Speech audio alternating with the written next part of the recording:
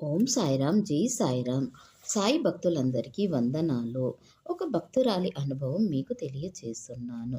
నా ఛానల్ మొదటిసారి చూసినట్లయితే ప్లీజ్ లైక్, షేర్, సబ్స్క్రైబ్ చేసుకుంటున్నందుకు థ్యాంక్స్ అండి. శ్రీ సచ్చిదానంద సద్గురు సాయినాథ్ మహారాజ్ కీ జై. సాయితో చెప్పుకుంటే కానిది ఏదీ లేదు. నా పేరు మణి, మాది హైదరాబాద్. సాయితో చెప్పుకుంటే కానిది ఏదీ లేదు. సాయి నాకు చాలా అనుభవాలు ఇచ్చారు. మేము మా మనవడి మొదటి పుట్టినరోజు చేసిన తర్వాత మా కులదైవం సత్యమ్మ తల్లి సంబరం చేయటానికి మా ఊరు వెళ్ళాము. అక్కడ అంతా బాగా జరిగిన తరువాత శనివారం నాడు తిరిగి వచ్చాం. ఆ రోజు హఠాత్తుగా మా మనవడికి వాంతులు విరోచనాలు చాలా ఎక్కువగా అయ్యి బాగా నీరసించిపోయాడు. మరునాడు ఆదివారము మా వారి ఆర్థికం ఉన్నందున మాకు ఏం చేయాలో తోచలేదు.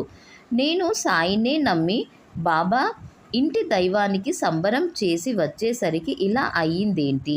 బాబుకు నీరసంగా ఉంటే ఎవరికి ఏం తోచట్లేదు.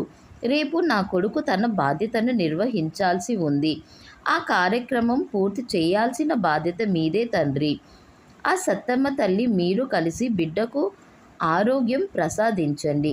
రేపటికి బాబుకు తేలిక పడాలి అని చెప్పుకొని బాబుకు ఊది పెట్టి ఆయన మీదే భారం వేశాను. తర్వాత బాబుకి హాస్పిటల్కి తీసుకెళ్ళి వచ్చాము. ఆ రాత్రి బాబు నిద్ర పోతాడో లేదో అని చాలా భయం వేసింది. కానీ బాబా దయ వల్ల బాబు కొంచెం కోలుకొని బాగానే నిద్రపోయాడు. తెల్లారి జరగాల్సిన కార్యక్రమం సజావుగా సాగింది.